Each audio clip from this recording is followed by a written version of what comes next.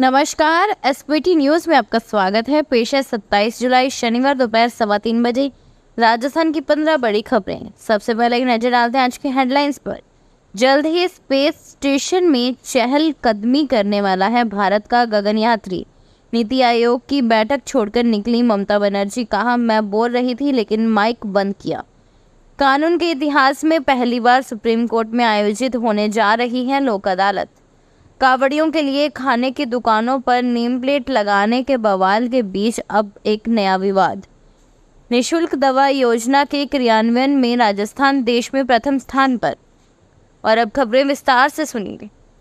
भारत के अंतरिक्ष मिशन को लेकर एक बड़ी बात साझा करते हुए केंद्रीय मंत्री जितेंद्र सिंह ने लोकसभा में कहा कि इसरो का गगनयात्री जल्द ही अंतर्राष्ट्रीय अंतरिक्ष स्टेशन का सफर करने वाला है। लोकसभा में ये एक लिखित जवाब में उन्होंने बताया कि भारतीय अंतरिक्ष एजेंसी अमेरिका का अंतरिक्ष एजेंसी नासा के साथ मिलकर मिशन लॉन्च करने वाला है।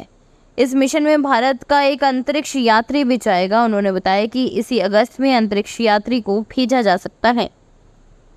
नई दिल्ली में पश्चिम बंगाल की मुख्यमंत्री ममता बनर्जी नीति आयोग की बैठक बीच में छोड़कर चली गई।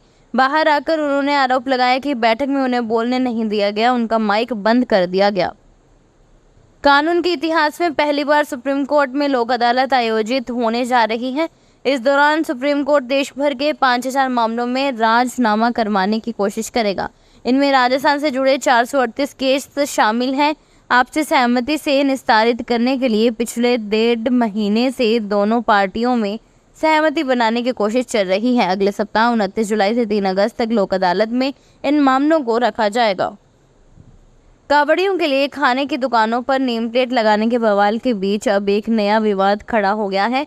दरअसल हरिद्वार में कांवड़ यात्रा मार्ग पर मौजूद मजार मस्जिदों को ढकने का मामला सामने आया है। जानकारी के मुताबिक मजार मस्जिदों को ढकने के लिए इन सभी के सामने सफेद रंग की चादर लगा दी गई थी ताकि लोगों की नजर इन पर ना पड़े। हालांकि कई लोगों के आपत्ति जताने के बाद अब इन चादरों को हटा दिया गया है।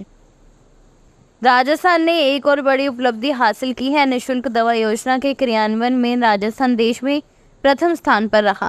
राजस्थान में योजना में अनुमोदित दवाओं की संख्या, उपलब्ध दर, संविदा, विभिन्न चिकित्सा संस्थानों में दवाओं की उपलब्धता सहित अन्य मानकों में समग्र रूप से अधिकतम अंक प्राप्त कर यह उपलब्धि हासिल की है। भारत के सरकार की केंद्रीय क्षय अनुभाग ने राजस्थान की 586 ग्राम पंचायतों को टीबी मुक्त घोषित किया है। स्वास्थ्य विभाग ने इसकी जानकारी दी है। राज्य के गांवों में टीबी मुक्त करवाने से के लेकर यह स्वास्थ्य विभाग का सुखद रिजल्ट है। स्वास्थ्य विभाग के अनुसार टीबी कंट्रोल करने के लिए विभाग लगातार जुटा हुआ है। चिकित्सा मंत्री गजेंद्र सिंह खीरसर ने भी विभाग की सराहना की है। केंद्रीय वस्त्र मंत्री गिरिराज सिंह जोधपुर पहुंचे। एयरपोर्ट पर उन्होंने मीडिया से बात करते हुए भारत में बढ़ती आबादी पर चिंता जताई और कहा इस पर कानून बनाना चाहिए और सड़क से संसद तक इस पर बहस होनी चाहिए। उन्होंने कहा कि भारत में जिस तरह आबादी बढ़ रही है इस पर कानून बनाना चाहिए। अगस्त महीने में राशन गेहूं की राह देख रहे लोगों को अपने हक का निवाला लेने के लिए निराशा हाथ लग सकती है। राशन डीलर्स ने 30,000 रुपये हर महीने मानदेय दिलवाने, गेहूं तोलने समय होने वाली छिजत का 2% दिलाने, बकाया सभी कमीशन दिलवाने सहित 6 सूत्रीय मांगों को लेकर 1 अगस्त से हड़ताल पर जाने का ऐलान कर दिया है। राशन डीलर्स का कहना है कि समय पर कमीशन मिल रहा है तो ऐसे में कैसे घर चलेगा। राजस्थान सरकार प्रदेश में अग्निवीरों को आरक्षण देगी। इसकी घोषणा कारगिल दिवस के मौके पर सीएम भजनलाल शर्मा ने की। सीएम ने कहा सरकार प्रदेशों में अग्निवीरों को पुलिस, जेल प्रहरी और वन रक्षक भर्ती में आरक्षण देगी। देग जिले के कुम्हेर थाना इलाके में देर रात एक दूध से भरा टैंकर पलट गया। घटना में टैंकर के ड्राइवर की मौत हो गई। घटना रात करीब 2 से 3 बजे के बीच की है। ड्राइवर का शव टैंकर के कैबिन में बुरी तरह फंस गया, जिसे सुबह करीब 11 बजे निकाला गया।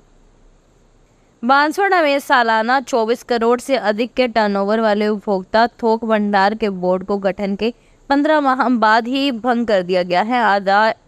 आदेश रजिस्ट्रार ने जारी किया, जिसमें लिखा कि भंडार के बोर्ड गठन के लिए नियमों को ताक में रखकर वोटिंग कराई थी। पक्ष विपक्ष दोनों को सुनने के बाद आदेश जारी किए हैं। सीकर में राज्य सरकार के वृक्षारोपण अभियान में पौधा लगाने के बाद जियो टैगिंग नहीं करने पर जिले की ही कई सरकारी स्कूलों को नोटिस जारी किया गया है। राजसमंद जिला परिषद के सीईओ ने हरियाली तीज पर 1,11,000 पौधे लगाने के निर्देश दिए हैं। राजसमंद कलेक्टर डॉक्टर भंवरलाल के निर्देशन में मिशन हरियालो राजस्थान के तहत जिला परिषद सीईओ हनुमान सिंह राठौर ने विभिन्न विभागों के अधिकारियों को अभियान के सफल क्रियान्वयन के लिए निर्देश दिए हैं।